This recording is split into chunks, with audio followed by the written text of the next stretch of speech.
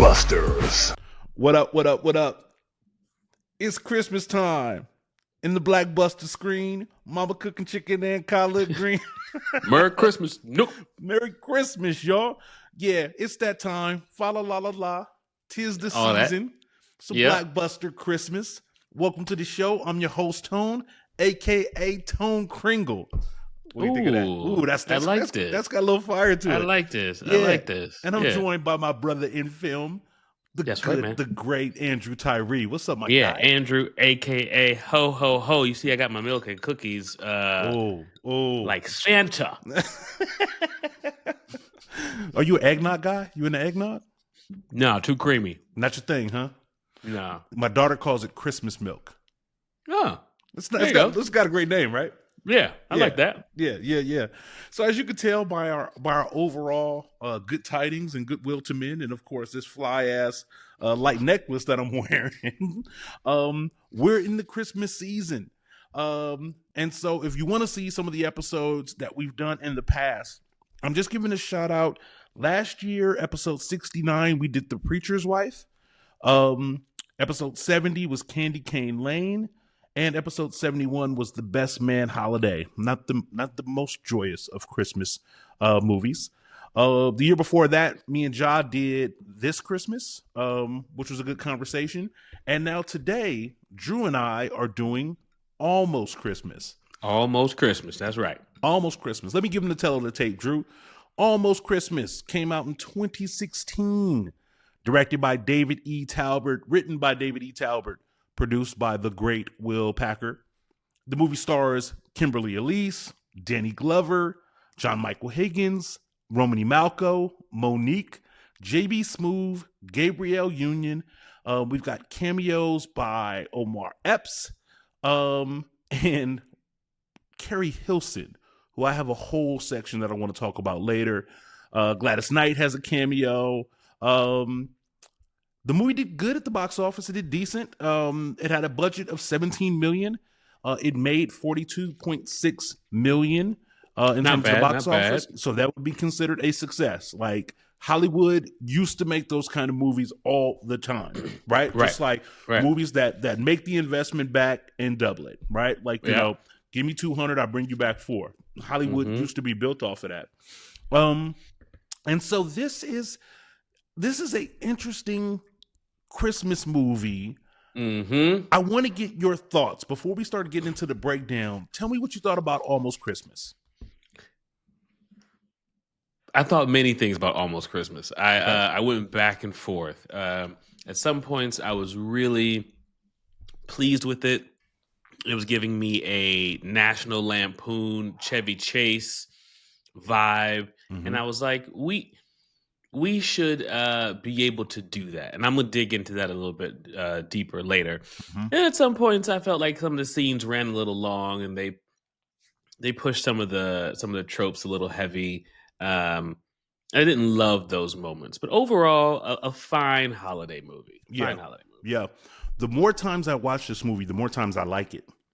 Interesting. Okay. Like this movie keeps climbing up my rankings in terms of Black holiday movies. Okay. It definitely keeps climbing. And I'm with you. This movie is tropish. In fact, most Black family movies are kind of tropish, right? Correct. We get the Tyler Perry recipe, which is, here's a family. We're going to throw them all into the same house for the weekend. They've got all of these different issues. This sister doesn't like this sister, and there's all this different kind of stuff. But at the end of the movie, before the credits roll, everybody's happy. Everybody's healed. Good.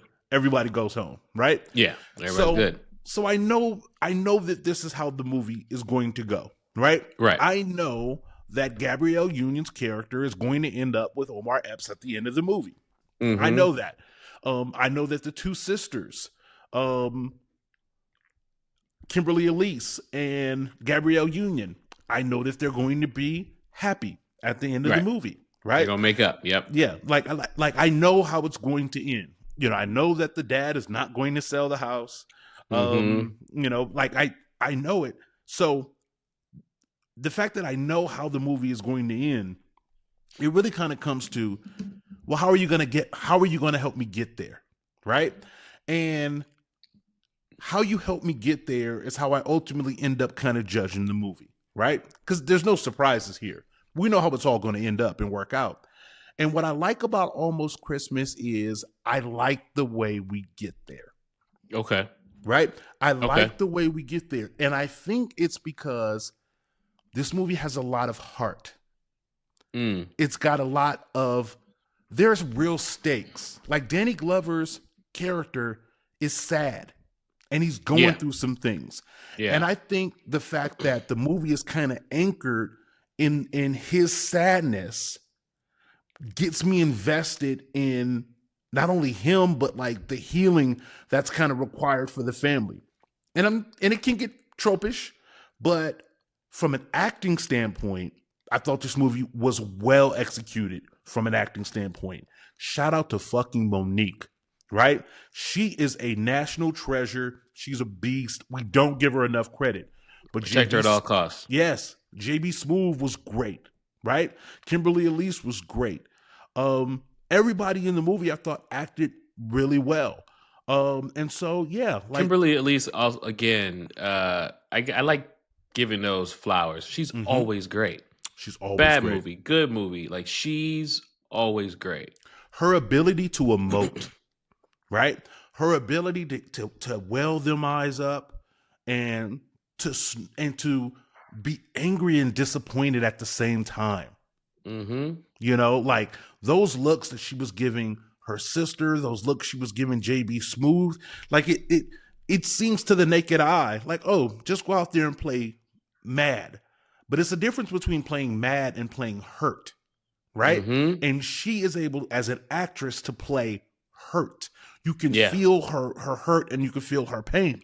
And so I think this is all the stuff that has this movie going for it, right? Yeah. Like, okay, you're going to throw me out. I know it's all going to be a happy ending at the end, but I'm seeing a really well acted movie that's doing a lot of difficult things at the same time. Like Adru, you know, one of the reasons why this movie always typically fails is because you always have too many damn characters.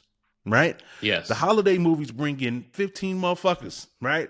That like Minimum. All have a story and all have something to say. And it's just like, okay, like you haven't balanced the story enough.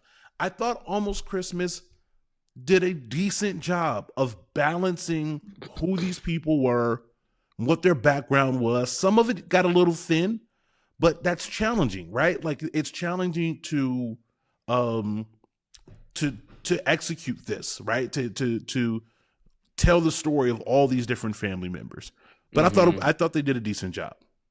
Yeah, I mean, there were some characters I felt like we didn't need.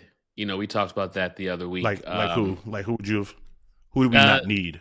The football kid. Yeah, we didn't need him. I feel like he was lucky to get in the film. Yeah, I mean, he did great. Like, you know, I mean, it's because whenever I think about him, I think about the character he plays in The Boys 8 Train. Yeah. And I'm not a fan of that character, so I'm just like, every time he's on the screen, I'm like, yeah.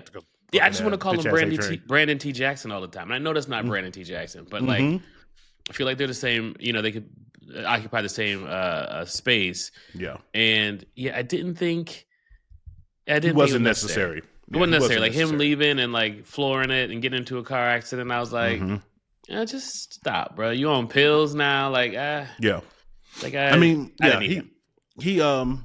think you're right. I think if you remove him from the movie is just fine, right? The movie is just fine. He doesn't have much of an arc, right? Like, you know, he was born when he was 50. Right. So the man loved his wife. Right. Man, laying it down. Standing it up first. Like, amen. And then laying it down. But yeah, like he was kind of unnecessary. Yeah.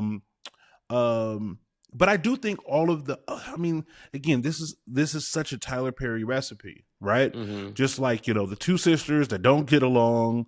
One of them's very angry, kind of man-hating. Like she, you know, like You You know, got it's usually a garbage man in Tyler Perry's movie coming over to try. yeah.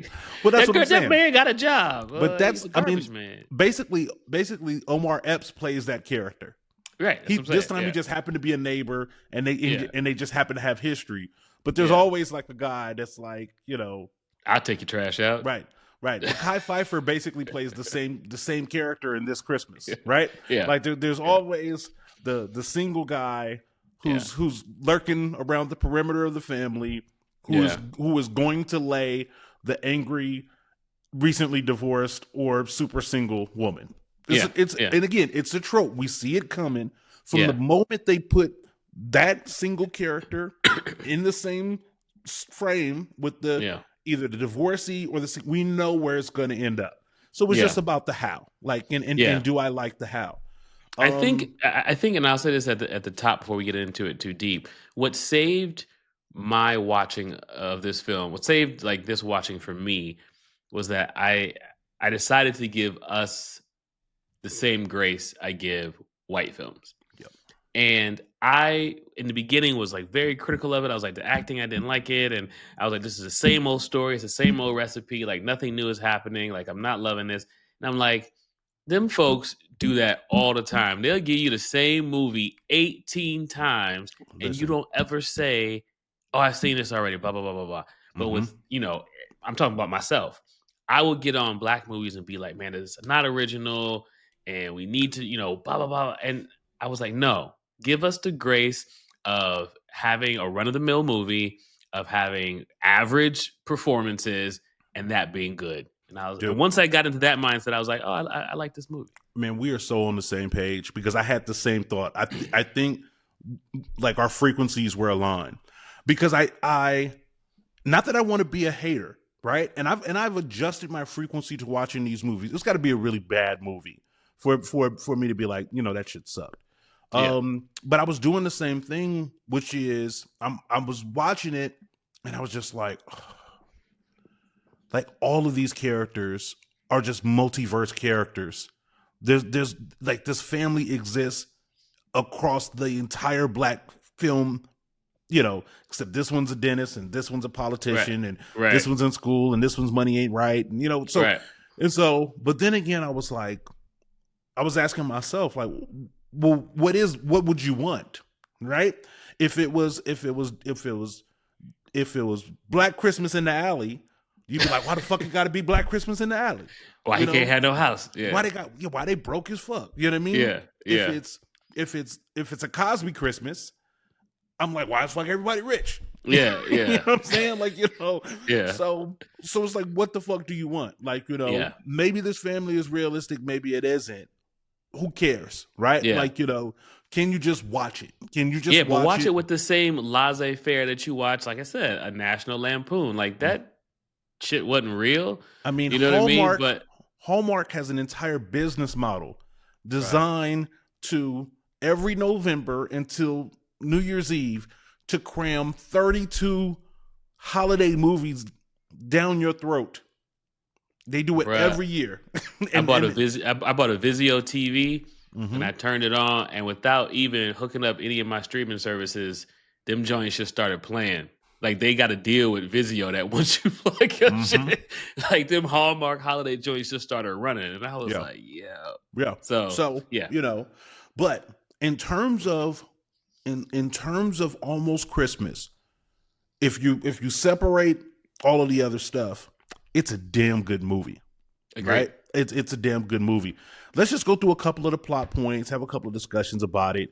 So essentially, we got Danny Glover's character, Walter Myers, who has way too many children. But it's obvious that he loved his wife, and they all grew up in Birmingham, Alabama. Right? Why am I saying it like that?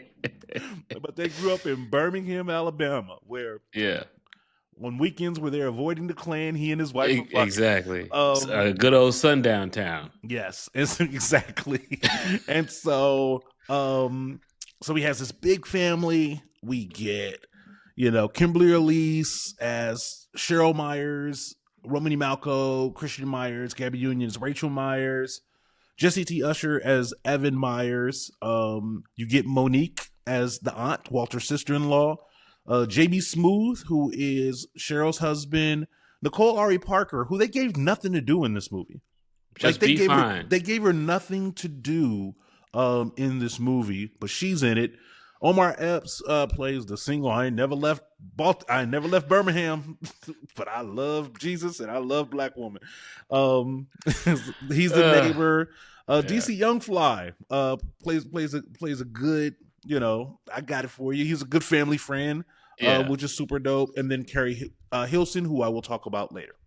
So I'm saving that shit. So basically, they're coming home for Christmas. This is the first Christmas since the matriarch of the family dies. I thought the movie does a really good opening montage, kind of showing them growing over the years and how much he loved his wife and the sweet potato pie and him loving that. But it's clear that she's passed. We see Danny Glover, black suit with the program from the funeral. And the family comes in, and in typical family movie, everybody's got some shit going on. Right. So right. We got the son who's running for office and he can't stop working. So all of these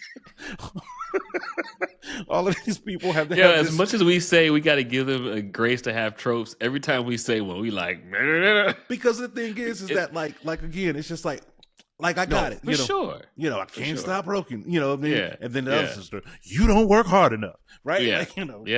Yeah. So it's just like it's predictable, but it is what it is. Yeah. And again, they parachute into the family, and there's just drama. Yeah. There's drama between the sisters. The oldest son doesn't have any time for anything. The youngest son is on painkillers. This is the kind of family where like everybody is super successful except for one, right? You know what I mean? And so there's that thing. Then they have these inexplicable children running around doing. I love these damn kids. Yeah. When I tell you these kids made my day, they were great. I love these kids, man.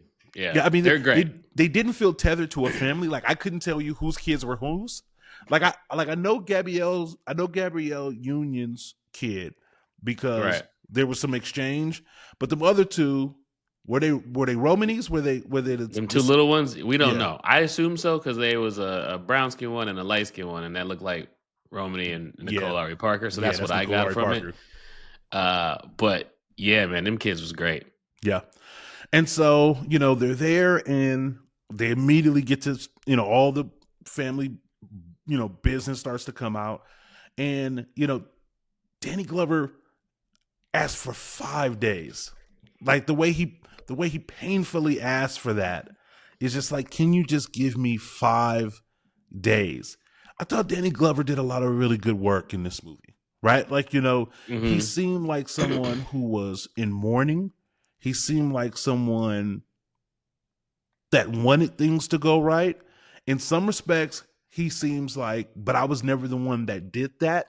My wife was the glue, and I'm not really the glue, and I'm trying to be the glue like she was, and this is her first Christmas here. What did you think of that? Like, what did you think of his character, Walter Myers?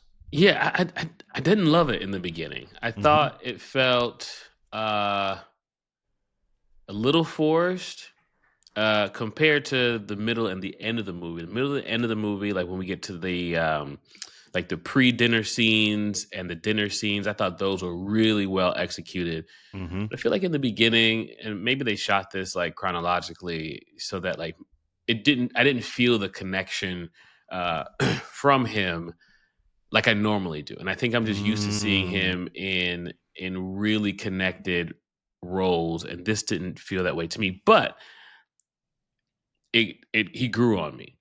So by the end of the movie, I was really enjoying his performance. Yeah.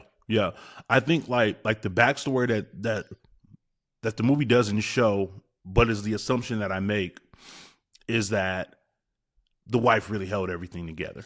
I like that. When you said that, it kind of brought it together for me. I was like, oh well, That makes sense. Yeah. When he has later in the movie, when he has a conversation with the youngest son, and he goes like living without your mom, after it's like me learning how to walk again. Right.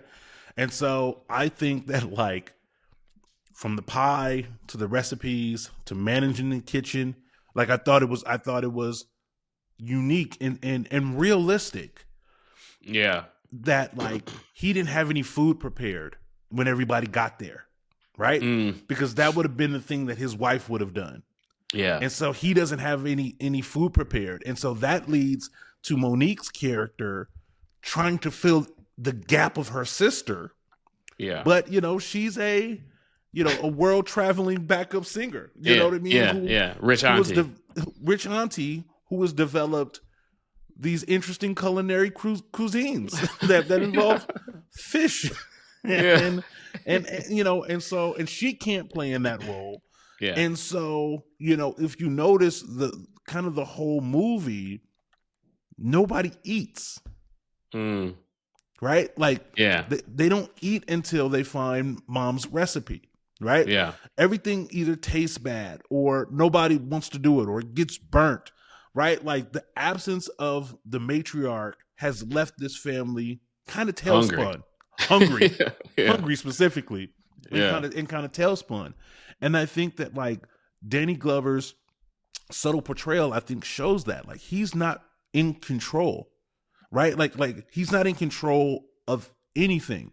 And it's not that his kids don't respect him, because I think they do and they love them, but he doesn't have authority over them. Yeah.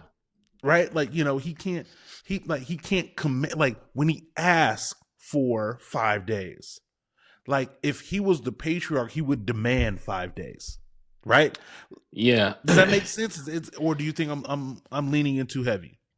No, I think you're right, but I saw it the same way, but from a different angle. I saw it, if he was the patriarch, then somebody in the family, besides the aunt, like one of the kids, maybe the oldest kid, would have been like, we got to do this for dad. Right. And nobody said, we got to do this for dad. They was just like, point. We right back to fighting. Yeah. Like he walked out and they'd be like, fuck you. Right. Yes. So true. And that's what I was expecting. I was expecting the scene to end and somebody to be like, we got to hold it together for Pops. Yeah. Yeah. I was also waiting for him to have a heart attack. Because that's kind of what happens. That's usually how these movies end anyway. Yeah. Right? Which is like, when they all in the hospital at the bedside. And then that's usually the catalyst for them to like get all their shit together. Right? Yeah. In this universe, the pain killing kid is the one that brings them all together. Right? Dumbass. Like, the young pain, but that's usually what happens. It's usually, like the Danny Glover character goes, y'all are breaking my heart, and then he dies, or not dies. Yeah. Y'all are breaking my heart, and then he falls, and then he's in the hospital, and they like, we should probably stop beefing. That's when Nicole Ari Parker's character gets a monologue, right? Because he's like, y'all did this to dad. Yeah, y'all did this to dad. His whole life. All he ever wanted was such and such. But to the point, the weakness in which our patriarch displays himself, and I tie it to a scene that happens a little bit later. I kind of fill in some narrative pieces between then, but when things are going bad at Christmas dinner. And he says it the first time, it's my house. And he says it quietly. And then he raises the octaves up a little bit. And then it's my house. And he yells and he slams his hand on the table. That's the first time in the entire movie that we see him force himself to the head of the family. Like literally force himself to the head of the family. And it gets everybody's attention. But then they immediately right back to the bullshit. They go right back to the bullshit. They go right back to the bullshit. So this poor man, who has lost his wife And it's just like the whole movie, like, would you niggas please just chill? Let me have a fucking Christmas, man. Like, you know, like my wife is gone. I'm selling the fucking house. Yeah. You know, just can I have a damn Christmas? Can I just see all of y'all happy, please? Just 5 days, man. All I'm asking for is 5 days. And it alludes to the fact that, like, shit, they probably don't see each other at all. Right. For like the entire year. Which is he's probably feeling like he don't know how many more Christmases he got. Wife gone. Like, I think when you lose your wife after a long life like that, I mean, I've seen like reports. I've read stories. Let me be accurate with my descriptions, because to say I've seen reports means that I'm more knowledgeable than the fuck I actually am. But I have read stories about like couples that are married for like 50 years and shit, and then one of the like the wife dies, and then like the husband dies like 2 weeks later. Yeah, right after. That shit kind of happens, right? Yeah. I've heard these same reports. I mean, I believe. I'm trying to ask myself, like, if my wife died, like, would I die right after her? Would I be like, finally? No. Yeah, I got a couple more years for that happen. A couple more decades. I would be distraught. Yeah, I would be looking for help with these girls. But these kids I got. But you know, I think that kind of like maybe happens for like them couples that like got married when they were 16 or 18. You know, like those. Yeah, I think like our generation doesn't get married and stay married that long. You know, like, you know, our generation, if you get married, you'll probably get married in your 30s. Yeah. And, you know, and that'll give you the best shot. But like, you know, back in the day when people were getting married at 18 and spending their entire lives together. Yeah. Yeah, I can imagine that the heartache and grief, you know, because I mean, like, you know, I'm not trying to get too metaphysical or no shit like that, but like, you know, they say like you go as you believe, right? And so like that's why, like, you know, people that are ambitious or optimistic, like, because they still believe in better tomorrows versus like people that are pessimistic, right? So like those people, like that energy maybe kind of poisons their spirit, and then, you know, that's why they be conking out early. And then quite literally, like, you probably, like, your work's done, right? You're not working, your kids are gone, and really all you were doing was spending time with this person. Yeah. You're not about to go out there and hit the scene. You know what I mean? So like, what are you? Your wife is gone.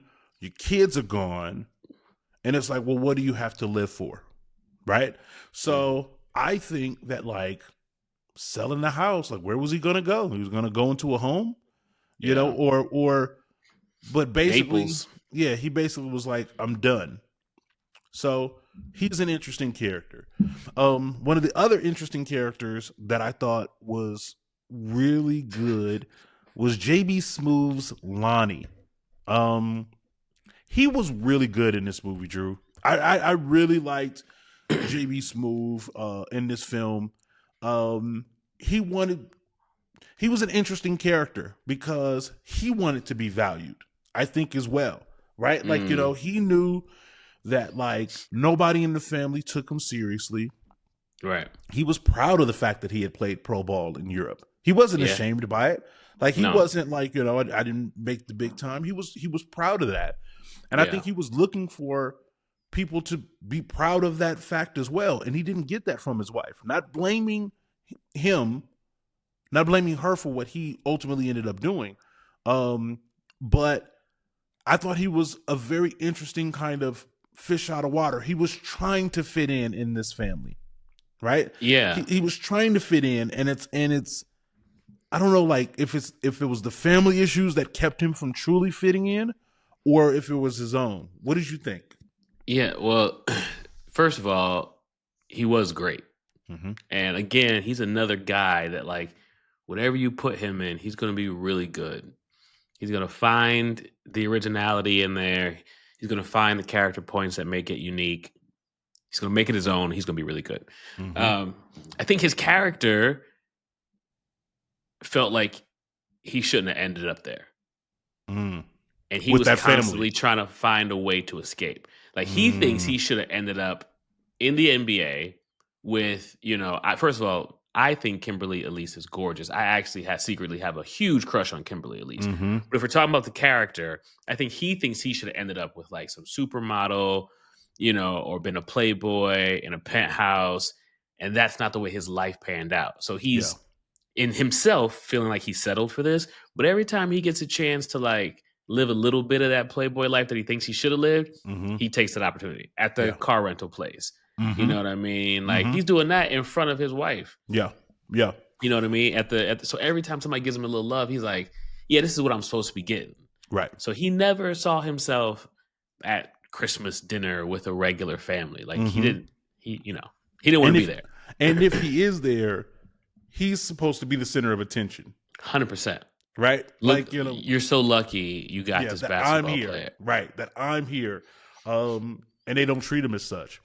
We get to Carrie Hilson now. So, the family is family, and they have a football game that goes awry. The young son is roided out on them shits. So he's pain pill raging. Yeah. It leads to another inevitable family movie trope, the air out, where everybody airs out each other's business. Well, you ain't shit and you ain't never been shit. Right. At least I can get pregnant, or whatever it is, like that kind of shit. Right. Everybody storms off. Dad has no control over this shit at all. Like I was just like, take your belt off, nigga. Like smack somebody, threaten somebody. And so what happens is during that conversation, the two girls, Kimberly Elise and Gabrielle Union, have an air out, and basically Kimberly Elise says some hurtful shit to her sister. And so now there's the gap that had been closing because they were doing the electric slide in the kitchen. Like, now that's wider than it was before.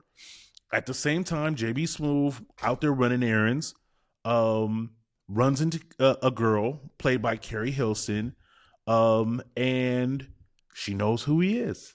Not only does she know who Lonnie is, but she knows what he did in the NBA and about his game-winning shot and about his catchphrase. And that's just too much for Lonnie, right? Like it's too much. I don't blame him. Carrie Hilson is she's one of my hall passes. Okay. She's one of my hall passes, right? Okay. My wife, she gets an opportunity to smash one of her ones, hall pass. Like she could come back and just be like, hall pass, and I'd be like, right, you got it. Is what it is. Carrie Hilson she acted super well in this movie. Like she played her around the way, girl. The role didn't ask her to do too much. No, but ponytail, hoop earrings, do your baby thing. hairs, do your thing. Okay. Boy, oh boy, oh boy. Boy, oh boy, oh boy, oh boy, boy. Get me out of this grocery store. Get me out of this grocery store. I knew you was going there because you was like, I don't blame Jamie. Yeah, because come on, man. Like Carrie Hilson is a bona fide. She's a 15 baddie. She is, and if that is your look, and again, I like all of them, but I really like that look. Yeah, she was pretty, and for me, this is just a side note. She should have been a bigger star. Right? Oh yeah. I think what happened in Carrie Hilson, in the real world, the singer, 100%, in the real world. I think what happened to her is like the same thing that happened to professional ball players that played in the Jordan era, right? They played in an era that had an all-time great. They played against the GOAT, and because of that, they never got their championships. Yeah. They never got their time to shine. They never got their moment in the sun. Carrie Hilson is a Beyonce acolyte.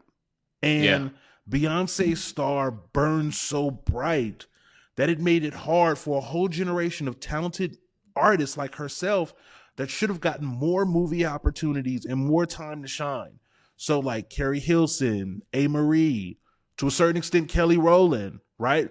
Like, all of these were like really talented artists that just happened to be playing in the Jordan era. They just happened to be 10 years earlier, 10 years later. Yeah.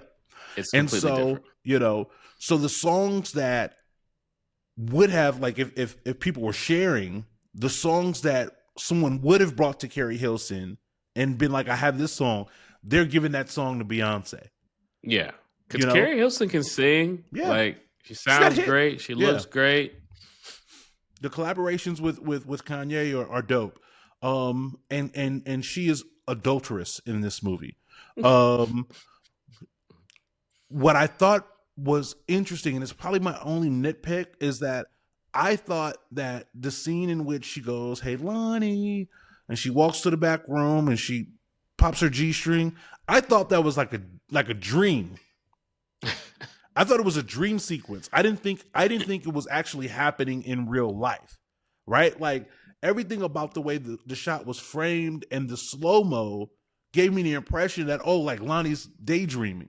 It wasn't until Lonnie like comes out of the market that I'm like, oh shit, that shit happened in real life. Yeah. That was a weird kind of moment for me. And it's a part of the movie that I don't think makes sense. Like, are we to believe that she's such a hoe that she gonna smash Lonnie in the back during a shift?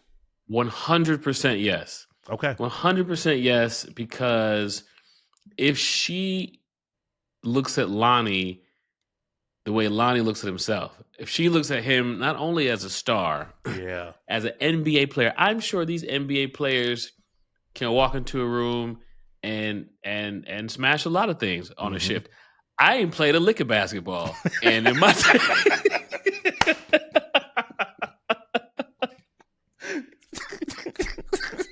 Yep. And back in my day, listen, you understand? So if he is who she thinks he is, or if, then 100%. Yeah. 100%. I remember I showed up at Six Flags one time. You know what I'm saying? And listen, you was getting run. I was getting run at Six Flags from the girl who was working the ride. Yeah. So celebrity is like that. And she's one of the only few people who see Lonnie as a celebrity. I don't blame him for cheating on his wife. It's so funny. This is so funny because you and I have had conversations about fidelity, infidelity, and these things. Us both being married, and this is the only time you've been so cavalier and just been like, "You got to do what you got to do, brother." Listen. When it comes to Infinity Stones, right? Every man has like 5 on the list. Yeah, that your wife needs to understand. That if ever given the opportunity, I have to do this. Yeah, you got to do it. It's almost like our marriage is going to be ruined if I don't. I'm going to hate you. I'm going to resent you so much. Exactly. If I get a chance to smash Carrie Hilson and I don't, because I'm worried about what you think, I don't know if I could be married to you anymore. Right. What Patrice O'Neal say? He say, I can't be mad at you because you denying me these titties over here. Exactly. Don't be that kind of wife. I'm not out here smashing Starbucks, Six Flags ride attendants. It's Carrie Hilson. Give me a break. Yeah, calm down. Yeah. So the reason, and again, like I believe in being faithful. I believe in that's why it's so funny. Except for your hall pass. Yeah. Your hall passes are, and Carrie Hilson is like, Carrie Hilson is on my hall pass list. Yeah, what is your hall pass list? Let me see. I'll tell you who it is. I can give you 2. Okay. Because I can't give it all of them. Okay. But hold on one second. So I'll tell you who's on mine. Carrie Hilson is definitely on my hall pass list. Megan Fox, circa Transformers. Transformers Megan Fox when she was leaning over the hood of the car. I probably still smash her today. Still get some runs today. I think she's pregnant too, but it just it's all right. Can't get pregnant twice at the same time. So Carrie Hilson and Megan Fox are definitely two that are on mine. And then Barbie, she just got on. What's her name that played Barbie? Margot Robbie. Wall Street. Margot Robbie. Margot Robbie. Yeah, she's on the list too. And it was the Wolf of Wall Street scene that had me like, I think I got a spot for you. I think I can make some room for you. I think I can on the list. I think I can make some room for you. So yeah. Anywho, there you go. Getting back to the movie. Yeah, back to the business. He cheats, if we want to call it that. So fucking good. we want to call it that. And oh man. And then, coincidentally, like this whole scene doesn't make sense really. That like I think what's supposed to happen is that Lonnie goes in, smashes Carrie Hilson in the stock room, and then immediately starts texting her like a mad. I guess that does make sense. He immediately starts texting her so much that when Gabby Union's character comes in just moments later, because like she's parked in front of the grocery store, so clearly the family doesn't communicate. Just moments later, she comes in and meets Carrie Hilson's character, and they start having a conversation, and the phone is blowing up, and she shows her the photo, and the photo is of Lonnie and her. It's that selfie. This happens really fast, right? Like, a movie that is overall well paced or paced pretty well. Like all of this shit happens really quick. The whole like Lonnie Carrie Hilson shit happens really quick. And so, Gabby Union's character sees an opportunity and invites her to Christmas. She's hurt. Christmas dinner because of the insult. And so fast forward, some more family dysfunction. They end up finding mama's recipes that were not like Da Vinci Code hidden. Like they was just right there. They was literally on the shelf. Just right there. Can you find mama's recipes? Nobody can. Them niggas in the casket. They moved some cream of wheat to the left and was like, oh, there it is. There it is. Like there it is. But I get it. It's a tender moment, and these recipes mean something, and the sisters kind of grieve and bond together, and they have a moment, and Gabby Union tries to call it off, right? She calls Carrie Hilson, I made a mistake, don't come. Meanwhile, the inexplicable son runs up in the room like he's never been there before. He looks around. Dad is just leaving the I'm going to sell the house, stuff out. And then we get to the chaos of the Christmas dinner, which I thought was so good. From the moment, yes. I know you said that you thought that this was a little fast paced, but from the moment Lonnie smashed, the movie's perfect. The movie's perfect. Yeah. From that moment when he gets him some of that Carrie Hilson trim, yeah, the movie can do no wrong. Like bottled water. Yeah. Love it. But yeah. Yep. So wife won't be watching this one. So good. But you're right. And what I love about that is, and this is good movie making, the stakes get raised super high. And so now like we know what's going to happen. And we're anticipating how it works out. And it's done. It's chef's kiss. Every that dinner scene, everybody has to know their role. Yes. Everybody has to know. Like there are certain people who know but aren't saying. There are certain people who don't know but are thinking. There are certain people who are clueless and have no idea. Like everybody, the 15 of y'all have to be in sync. Yeah. everybody was on point. From the moment JB choked, when he looked back, he got the coffin. Yeah, he got yeah, to get yeah. so good. So Gabrielle good. Union gets up, tries to cut it off. It's so good, man. It's so good. The way he escapes the room is good. The way Gabby Union responds is good. The way Carrie Hilson is kind of clueless about it all.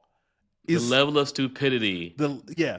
And so then the conversation that they have, like the conversation that Lonnie has with Gabby Union in the bathroom, and they're both in it, and then the way that the wife like brings him back, and she don't even know nothing yet. Like she kind of side eyes, but it's kind of like, who are you? The way that Lonnie is trying to mimic her movements, it's perfect. And then when she says Lonnie, and Carrie Hilson goes, Lonnie, and it's fantastic. And the way she starts telling the story, and the way the family starts kind of unraveling as it becomes clear what's going on. It's all paced well. It's edited supremely. The way Gabby Union looks like she just wants to escape. Right? And then when they start talking about Grandma Cheryl, I want to meet Cheryl. I want to meet your grandma. Yeah. The way they start ushering the kids out. Y'all go downstairs, and then Monique. This is why you don't need to whoop his ass. Mm-hmm. Like that whole thing, and literally, like Kimberly Elise, her ability to realize what's happening, but have the wherewithal to stay calm long enough to get all the information. Yeah. To like, she didn't go, nigga, you brought this woman in my blah, blah, blah, blah, blah. Like, she's like, okay, and you did what? Okay, you said you were who? Like, her slowly gathering the information and building the anger. Let me see the pictures. Let me see the pictures. Let me see the pictures. And then the phone getting passed around the table to everybody. Even white homeboy at the end got to see the picture. It was just and even the little boy, the son, who was like, I got to see that picture. I got to see the picture. And when they were texting, and the kids were texting back and forth, like, and they were like, oh shit, it's fucking going down. And their language, like, so complicated to get it done well, and it's executed so well. And then even with, when she goes and gets the gun, and the way that she is brandishing the gun, and just the energy. She looks so good holding this gun too. Like, she looked good holding the gun, and you felt like she might actually kill him.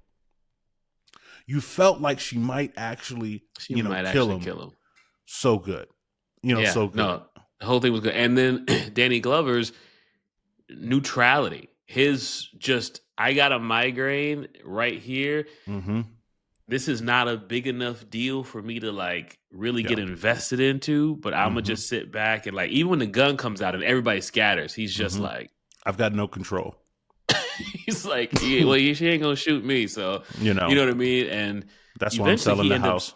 He ends up being the guy that like brings her down and gets the gun out of her hand. But like his calm in the sea of chaos. I know I talk about this all the time, but him playing the straight man while everybody loses it to different degrees is it's very good. Yeah, I mean, and I think I like, it's a man who's tired and who's grieving, and sees the best in his children, but is just like, I'm an old man. I can't fight. I can't make y'all love each other. I can't. You're gonna fucking do what you want to do. It's his the calm. Like, I think that there's like a deeper level than calm. I think calm is a great way to describe it, but it's also like the resolve, maybe, the whatever. You know what I mean? The disinterest of it all, right? But it's like his settling into the realization that he has no control comes at the time where there's max chaos. Yes. Like, it's a gun. You know what I mean? So it's like that juxtaposition right there is just, it's beautifully timed. Yeah, it's good. We have the gun scene. Kimberly Elise takes the shot, but she shoots up her brother's campaign sign, which I thought was interesting. But again, they never had any beef. I don't know if I ever saw them on screen at the same time. He actually looked pretty upset at JB's move when he was finding out. Yeah. He was like, I might, come get you. I mean, I'm running for Congress. I done sold my family out. You know what I mean? Like, my association with you might do me in. We get the call that the young boy is in jail because he makes horrible decisions and shouldn't have been in the film to begin with. And I guess everything is okay. I guess you can get high off of you. I guess you can overdose over painkillers and not go to jail. You'll be all right. Right? You could be released the same night. Yeah, all right. Yep. But again, like, we have that classic kind of moment where everything resolves itself. The sisters find friendship. The dad and the young son resolve their issues. The oldest boy, who is at the Illuminati dinner, sees a family on the streets and father's golden wisdom about why we serve people comes back to him, and he ends up back at the shelter. So again, we get to the end of the movie and everybody's okay. Oh, but wait. Then Omar Epps has decided to have prom. So then we have prom night. Not only does Gabrielle Union's Rachel ruin her sister's marriage, but she gets $20,000 worth of guilt money out of her to finish law school. Yeah, and gets to go to a prom. Right? Yeah, like all of the same night. Like, what are we doing here? I mean, she had it the hardest, I guess, throughout the movie, so she had to have the biggest win, right? Yeah, divorce, broke, working at the Waffle House, whatever they were saying. Mm-hmm. So give her the biggest win, but that was a lot. I mean, that was very, boombox, and that was. And that was a lot. And again, it's one of those things where, like, I'm asking myself, like, this is where we force the trope in that isn't necessary, right? Like, Omar Epps' character is not necessary, right? Like, he's not a requirement. Like, Gabby Union doesn't have, like, everybody doesn't have to end up with someone at the end of the movie. It's not like a high school party where everybody got to hook up, or like, nobody's gonna hook up. Like, the numbers don't have to balance. And so, that whole thing about, like, him in a prom night, like, you live in Birmingham, no disrespect to people in Birmingham, but you just got pressed tuxedos, you know what I mean? Like, and then she comes out and it's that dress was green. It's horrible. That dress was ugly. It was ugly. Like, and then he put on too much. He put on some extras. Damn. She looked like shit in that dress. I'm like, that dress is ugly as hell. Go put the shit you had back on. Bitch, that dress is ugly as and you fuck. Just had that. She changed awfully fast. I mean, it was all. She changed fast. She put her hair up. She put on makeup. All in the span of about 32 seconds. I get it. It's a movie, but it's unnecessary. This was not required. Nobody was rooting for Gabby Union's character to have a happy ending. Right. Or the happy ending would have been resolution with her sister and the money. She don't got to make out with Mike Epps. and where's the chauffeur? Like, who's driving the limo? Like, how did all of this fuck on Christmas? You know how expensive that is? This is Christmas night. Like, where you getting a limousine driver? It's corny as fuck. Like, it's and you mean and sorry, this is another nitpick. And you mean to tell me, because she, they were supposed to go to prom together, but she had heard that such and such and such said that, the head guy on the basketball team was going to get laid. And so that's why I canceled it. And then Omar Epps' character broke the nigga's nose, but you didn't hear that in 20 years? Right? She just heard that his nose got broke. She didn't know how it got. She said, that's how he broke his nose? Okay. So you heard the shit talk that he was saying about how you was going to give up the buns on prom night. You did get that information, but the information that happened immediately afterwards, which was Mike Epps punching him in the nose, you somehow in missed 20 that. years. Yeah. You want me to believe that in 20 years you never knew that he had That was a quickly written scene. Yes. They Like I wrote that said, very fast. it was punched in and it was unnecessary. It doesn't harm the movie. Like No. because the movie has treated me well, by the time we get to that point, it doesn't ruin the movie for me. But hella microwave. Yeah. And then one of the last scenes in the movie is, I think, one of the most beautiful scenes in the movie, which is it's the pop, and it is Monique, and they're having a conversation, and Monique's kind of talking about like all the different things that she's done and how she's lived her happily ever after, but like you and my sister, like you guys had your happily ever after. It was really beautiful. I really love, and she looked beautiful. Like she looked beautiful. Yeah. And it was a great speech. It was a great monologue for her. The sweet potato pie that had been kicking Dad's ass like all movie. He finally perfects the pie. And the family comes down and eats it. Yeah. Credits, bloopers, roll them. Yeah. So yeah, so like I thought I enjoyed this movie. Like I like it. It is the high points, like the dinner scene are really, really good filmmaking. And to me, like the other acting, this movie is shot well, it's paced well, like it's got all the things. So I give this movie high credits. But before we get to Fist, let's give out some individual awards. Who's your MVP? Who's the MVP of Almost Christmas? Oh man, for me, I think just because of her performance and also possibly my crush, I'm gonna have to give it to Kimberly Elise. Okay.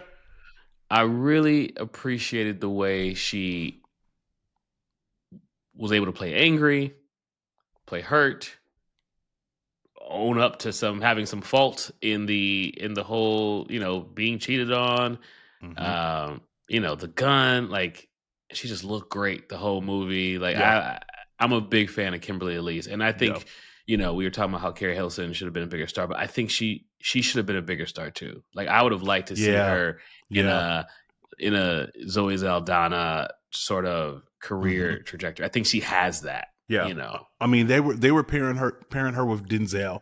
You know what I mean? Because that's how good she was. She's good. 100%.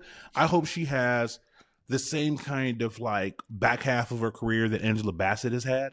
Yeah. Right? You know what I mean? Like, because Angela Bassett has gotten roles. And I think Kimberly, I think she deserves more roles. Yeah, she still got she needs more to do.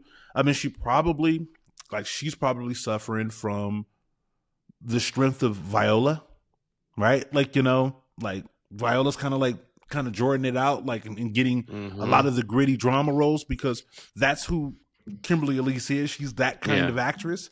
Yeah. I mean, the beauty of the marketplace now, though, is that there's just so many vehicles. Yeah. Like before there were, 6 channels and like 3 movie studios, but now it's like everybody with a camera has a streaming service. And I mean, put me on, Paramount Plus, with third billing, and they got a role for you. Yeah. Some 700 shows in production right now. I mean, what I'm happy is that I'm happy that Kimberly Elise has worked steadily, with a project, a project every year, either in like film or TV, but like I want bigger for her. Yeah. My MVP is Keri. That's the obvious choice. But but for me, I really liked Monique in this. Right? Yeah. Like I really liked Monique. I think that she gave solid performance. She was a solid role player. Like remember that year, like Andre Iguodala won the finals MVP? Sixth man of the year. Yeah, for just kind of doing everything. Everything. I think that's kind of what she does. Like she is funny in this movie. She's also very loving in this movie. Like you could tell, like She's the big auntie, the mad auntie, and it's for me, it's her that makes this feel like a real family and not just character types that have been thrown together in a screen, right? Yeah. Whenever I see Monique, like I love her. I love watching her perform and act. I think she's funny. I think she's talented, and I think she has incredible range as an actress. Like incredible range as an actress. So she's my MVP. I'll tell you. Mm-hmm. I'll tell you something about being on set. Whoever, like, you have your, and I'm not saying this person can't do this, but you have like your method actors, like your Kimberly Elise, your Danny Glovers. But whenever you have a great improver on set, you're gonna have like a really good time because they're gonna give you something different every take. And if you give them the freedom to go, you saw it in those bloopers. Like, I'm sure a lot of her stuff wasn't scripted. I'm sure they were just like, "Yo, do your thing." And every take is different, which allows you really, as an actor playing against that, to just play, be in the moment, and have fun. So, shouts out to her. I think you're right. Like, I think that like the way she does her thing and the way that JB Smoove does his thing. When you talk about like improvers, you can tell that there are some movies where I'm like, did you niggas even write a script? Right? Like, or like everybody's improving, and that's why it's a bit of a mess of a movie. In this movie, they gave their improvers just enough elbow room to cook, just enough pots to let them cook, and while everything else stayed pretty firm with the narrative. So I agree there. Yeah. Who's your LVP? Does the movie have an LVP? Yeah, that young nigga, that that young nigga is useless. Like, he probably ain't that good of a football player. Like you hurt your shoulder a little bit. You wouldn't even like. And you got addicted to painkillers. You hurt it a little bit, bro. Yeah. You on value, nigga? Yeah, it's a shoulder. Wait, yeah. You bumped it a little bit? Yeah. Like, I just don't understand, bro. I don't get it. You racing down Figueroa in a Jeep. I just don't. I think you're absolutely. I mean, again, I've never had a shoulder injury, so I don't know if it's like, man, my shoulder's fucking killing me. Give me them drugs like that. I don't know if it works that way, but I think you are right. I think he's the LVP. You could give it to the white dude, but at least he has a function. He is the swarmy campaign manager, who's not who is not a bad guy. He's just trying to get his candidate elected. Yeah. Can't give it to Carrie Hilson because she's amazing. Can't give it to the kids because they're good. They're great. Can't give it to Gladys Knight because she's Gladys Knight. You could give it to Omar Epps for being a multi-decade simp.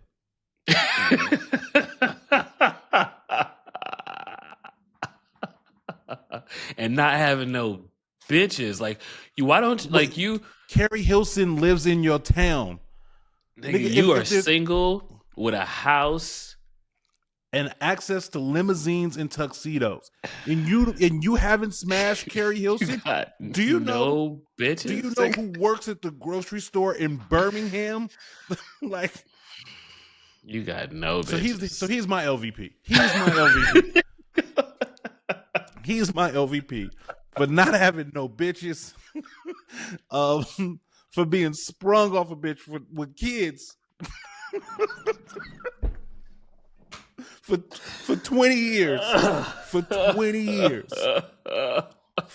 still having a boombox, for still having a cassette tape. Yes, nigga, yes. And thinking she looked hot in that green, in that ugly ornament. Tinsel ass dress. Yo, she should have came back and she should have been like, man, you doing a lot of fucking over there. Yeah. Like, wow, there's a lot of hoes running in there. He's got to be the squarest motherfucker ever. When you think about it, he lives with his mama. Oh yeah, no wonder. He lives with his mama. Yeah. Who still yells at him out the window. Who yells at him out the window. He lives in a small town in Birmingham. You've got the finest, dumbest bitch ever that works at the grocery store. So stupid. You can't knock that down. Yeah. Bro. I love Omar Epps, but that character was a loser. Man, He's an L7 weenie. Man, he's terrible. Now let's give out some awards. Fists. Scale of 1 to 5. 5 all-time classic. 1 black movie. How do you rank Almost Christmas? 1 is just a black movie. This is a black movie. I'm gonna give this a 3.5. Mm-hmm. And I can't give it a 4 because I think 4 I need some more amazing performances. Mm-hmm. But I won't. I think 3 is respectable. Yeah, and I think 3.5 makes it a little more than respectable because, like I said, I want to give us grace to be okay, and I want to give us grace to have bad movies. I say this a lot. Like, white folks get to have shitty movies. And they still get to come back and make more movies, have average movies, still get to come back and make more. This is average, but I think that's okay. So 3.5 for me. This movie is shooting up my charts. I'm giving it a 4. I think of like The Preacher's Wife is, and you and I should review The Preacher's Wife again. Okay. I wasn't a fan of that movie. It's got Denzel and it's got Whitney, so I know why people love it. Yeah. This Christmas has basically the same kind of family, just in a multiverse, and Chris Brown is in it. But I think you in Greensboro, North Carolina. But it's the same kind of shit. It's multiverse Black Christmas. I like this movie. Like I think it's shot well. I think it's executed well. I think it's got some really funny parts. I think it has heart. We've talked about this, about, going back to the gymnast routine, right? It's this movie. The degree of difficulty is hard to pull off. To have this many characters over, a course of 5 days at the holiday, with pain and anger and all these different type of stuff, and I think they executed well. So, for me, the more times I watch it, the more I enjoy it. So I'm giving it a 4. There you go. Okay. Next week, I'm going to keep you in the Yuletide. I'm going to keep you in Santa's Village for one more week, Drew. Okay. And we're going cheesy Christmas rom-com, dog. Ooh. Cheesy Christmas rom-com. Okay. I'll tell y'all what it is. Be on the lookout for it. It's a recent movie. I can just tell them now. What the fuck am I doing being suspicious? I just finished reading Ready Player One. Okay. Have you seen that movie? I have. And so now everything's like an Easter egg to me. Okay, there you go. So instead of just being, hold on, let me bring this up. So instead of just saying exactly what it is, but we're gonna watch Meet Me Next Christmas. Okay, starring Christina Milian, Duvall Ellis, Kaylin Allen, Kofi Sarobi, and a couple people from Pentatonics. So that's what we're doing next week. All right, listen, I'll watch it. Yeah, so that's what we got popping next week. Thank y'all for tuning in on this one, man. I had a great time. This was fun. Yeah, so I'm your boy Tone. That's Andrew Tyree. Yeah, burn this tape before your wife hears it. Nah, she know. we gotta. I'm gonna leave here and be like, Keri, I need you to put on the Keri costume. Put on your Carrie Hilson shit. She's gonna be like, again. I'm be like, knocks me down. Yeah, it's happening. All right, man. That's what I'm talking about this week. I'll see y'all later. Peace.